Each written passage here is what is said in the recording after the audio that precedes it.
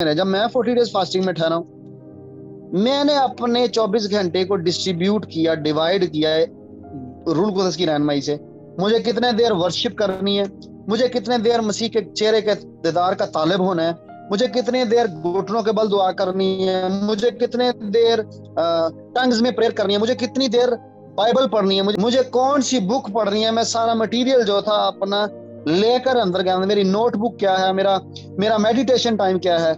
यही नहीं है कि आपको बाइबल भी पढ़नी नहीं आती, आपको अपना कलाम आपके पास है नहीं और आप लॉन्ग फास्टिंग में चले गए हैं कि जनाब ऊपर से आपको आएगा। जो है वो स्टैब्लिश्ड है, ये याद रखिए। टीचिंग्स जो है वो डेवलप होती हैं, डॉक्ट्रिन्स डेवलप नहीं होती है। डॉक्ट्रिन्स जो है वो ऑलरेडी कैनोनाइज्ड कर ली गई हैं, वो कैनन हो चुकी हुई हैं।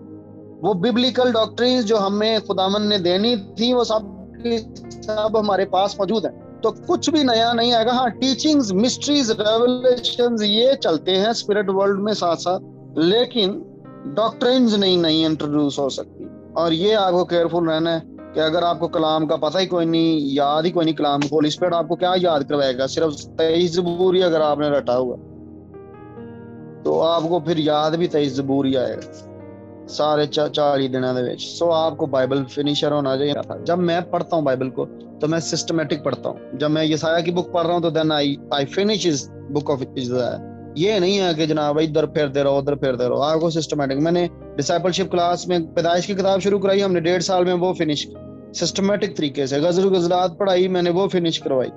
तो इस तरह से आपको चलना पड़ता है ताकि आपको वर्ड का नॉलेज हो। डिसेप्शन उसी बंदे को होती है जिसके पास वर्ड नहीं है। जब यस्सु के पास वो आया तो यस्सु ने कलाम का इस्तेमाल किया, उसे कलाम का प्रॉपर यूज था, कलाम का प्रॉपर यूज आता था, कलाम उसके अंदर था, वो खुद कलाम था, फिर भी कलाम ही ने उससे बचाया।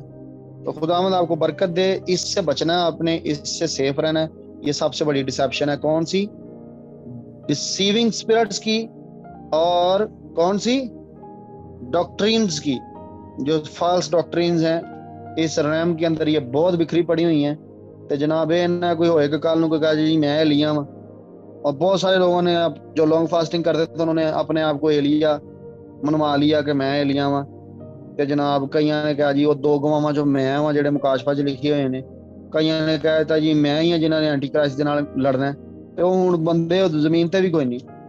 और ये डेंजर है हिस्ट्री में। आपको हर सदी में इस तरह में आपको बंदे खड़े होते नजर आएंगे जो ये बातें करते गए और वो खत्म हो गए इस जमीन से। बॉडी ऑफ क्राइस्ट रिलेशनशिप का नाम है। हम बंद कर गठ कर जोड़ होकर हम एक दूसरे के लिए इंटरडिपेंडेंट है। मैं आपके बगैर कुछ नहीं हूँ, आप मेरे बगैर कुछ नहीं है।